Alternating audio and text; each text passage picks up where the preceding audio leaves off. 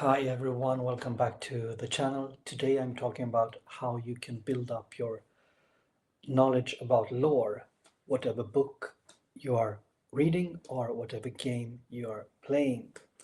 If you are new to the channel, this is the Nostalgic Dragon. I talk about fantasy books, mythological books, and sometimes science fiction. I've broadened the channel to include video games and board games as well.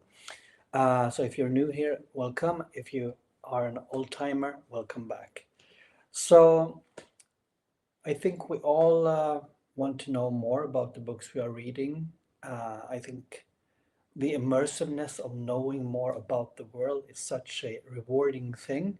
It basically means that we can stay in just one world for decades, for example, or maybe 5 years or anything like that. So here I'm holding up Stephen Erickson, the Malazan Book of the Fallen. It's the Dust of Dreams. No spoilers here, by the way. These are just examples. I will show you some other books I have beside me. I have of course, Lord of the Rings. We all know about that, and I think you might have taken some notes from Lord of the Rings too if you're here on the channel. Um, I also have the Gunslinger, Stephen King, Dark Tower, very good, I think. Sci-fi, western, um, something like that. Fantasy, almost as well. And then I have the Witcher. As you know, I have this Witcher ongoing project, Blood of Elves, quite new, so maybe that's interesting for you to know how I'm trying to build up my knowledge about the Witcher world. I also brought some um, encyclopedias, or more or less. I've had it on the channel in the early days of the channel, a dictionary of sources of Tolkien. I really recommend this because this is a book that talks about like the Balrog, for example, or the elves, and then traces back the roots of these characters, creatures, legends, and so on, to like Narsil, Narsil, to legends from mostly Europe. So this is a great way to enhance your lore. And I also have a compendium or an encyclopedia of the Dark Tower here.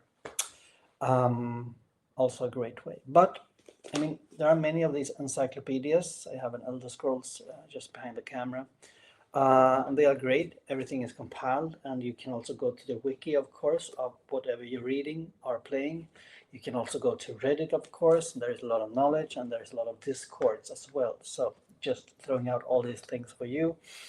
But be aware, it's easy to maybe get spoiled, even if I think the Reddit community, when it comes to Malazan, for example, are very careful of spoiling things, so that's good. And you also have to put a flair on your question, for example, so you don't, so no other person sees it by mistake, for example.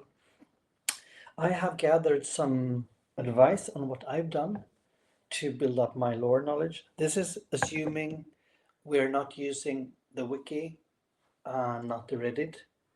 Maybe this is old style for you because now we all have these things. But you know, back in the days when I read Lord of the Rings first, it was in I think in 1990 the first time. No wiki, no Reddit. You only had friends, and maybe you found a group where you lived, also read the book, so you together build up the lore knowledge. My first advice is to just read the book. Just read the book you like or play the game you like, and maybe highlight things in the book that you are attached to. I have an example here from The Lord of the Rings, what I've done. For example, if I do only this kind of, reading it, immersing myself, enjoying it, not, being too academic when I read, I just do like this. Put the post-it. There are many smart post-its out there, and you see that this is the what's on the inside of the One Ring. I think it is that. Yes, hold it up so Gandalf will look closely. Yes. So this is something I just marked. This is an old book. I think it's from 98 or 99 when I bought this one. So this is a way of doing it. And then of course you can underline things with a pencil. I usually use pencil because when I go through the chapter, I then use an ink pen. Maybe you say that in English. Correct me if I'm wrong. Uh, I erase the things I've done with a pencil, and then just preserved things that I really thought was important. That these things I highlight with an ink pen. And that being said, I usually write a summary in the end of the chapter, of course, what has happened. Of course, this can sound a little bit of hi-fi for some of you. Also, unnecessary hi-fi. I know one of you who are following my channel commented on, taking notes to say, maybe not something you do if you just want to enjoy the books. We are all different. I enjoy doing this. I think it's a great way to just escape from the reality for a while. So first, I think you should just read the book as enjoyment, only highlight things that interest you, maybe not even highlight, only use post-it. Second time around, or when you get more into the book, if you really find it immersive and interesting, you should use the pencil to underscore and highlight what you like. Then if you really get into the book or the game as well. With the game, I usually have a notebook. I have it for Witcher 3 and I have it for Pillars of Eternity 2, where I write down lore I found fascinating. Not all lore are equal, for you, I suppose, because we have pantheons, we have magic system, for example, we have the nature. We have maybe legends, for example. We have characters and their story arc and their lore, different things. I think you should go for the thing that really engages you. So not everything, just pick out some lore part you are interested in. And I have a video here on the channel where I talk about what lore can be. So if you're interested about the definition of lore, I would say look at the video, but in general, the things that shapes the world, the culture, the legends, the pantheon, the rituals, the traditions, and so on, the history, the geography, everything like that can be interesting from a lore perspective. If I really get into a book, I usually try to highlight a few things. So I wanted to tell you about things I used to highlight. And there are different kinds of books. As I've told you, Malazan book of the Fallen with many, many characters. There, my advice is for you to root for characters you like. For me, Mappo and Ikarium was the characters I really, really rooted for, and also Quickpen, for example. So I follow them most closely. You have to read Malazan book of the Fallen many, many, many times to really grasp everything. But that is not the point of reading. Reading is enjoyment and should be good for your soul. That is something very different than if you compare that to The Gunslinger, which is more tighter story about Roland Deschain and the boy Jake, for example, and they also have companions here, which I won't reveal for you if you want to read the book. Then it's of course easier to take notes and build up your lore skill, for example. But go for what you like. I'm also reading the Rukio, the Empire of Silence, the Suneater. So here I got very interested in something called the scholastics, right? Kind of knowledgeable people, and also the chantry as well. Kind of clergy, religious organization that is very important in Suneater. So just go for what you like. But the things I would like to mention for you is the history, of course. That can be interesting to track. That is something I find very interesting in the Witcher books, for example, the history, what of the races and all the different kingdoms, for example. So taking notes of that can be interesting. You can also take notes about characters, as I said. If you root for characters, maybe you just follow one. Maybe it's very common just to follow Frodo, for example, in a Lord of the Rings, or maybe Gandalf. Gandalf was the one I was rooting for, so I highlighted a lot of things when I read Lord of the Rings, maybe the third or fourth time when it comes to Gandalf. What you can do is that you can highlight quotes, for example, that are typical for the character or are very important for the lore, the legends. That is the case in Blood of Elves. I think there is a lot of quotes that is related to the elves then in the Witcher world, and to the history and to the framework of the Witcher, which it builds up to.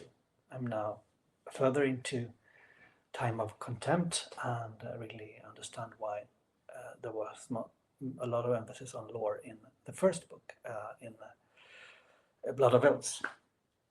You can also highlight locations. I usually do that. Maybe that was something I started with in Malazan Book of the Fallen, because there were many characters. I had to, it was difficult to understand where they were heading to and so on. And so I usually make a note, on where they are going, usually by just underlining. I usually use different colors. You can use that. You can have a color for legends, for history, for characters, for quotes, for location, for example. If you like to do that. By doing so, this is the second time you read or play a game, for example, you will very quickly build up your knowledge. That is when it comes to taking notes and so on. I also think one way to build up your knowledge is to, of course, use the wiki and the Reddit. So according to your needs and your interest. So I also think you should use these encyclopedias. I mean, that's basically the wiki now, but if you can find books of the lore of the world you like the Elder Scrolls, I have books about Elder Scrolls, which I've been showing you on the channel. That's a great way of doing that too. Another way to enjoy lore sounds a bit unusual maybe, but if the story is set in, in the forest or in the mountains or anything like that, why not go there and try to read the book there, for example? Or if you play a game, why not try to, if you read The Witcher or if you read The Lord of the Rings, why not try to go out in the forest here in Northern Europe or maybe Eastern Europe if you live there and experience the nature and the feeling. That is, of course, extremely immersive. If you have that interest, I can have that. I think that's a great way to experience things.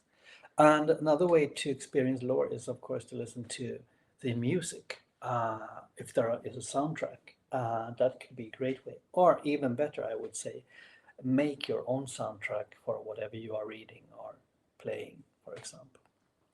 That is also a good way if you play board games. Like I have Oath Sworn here behind me. I can just show you something right here. You can also, it looks like this. This is the character cards.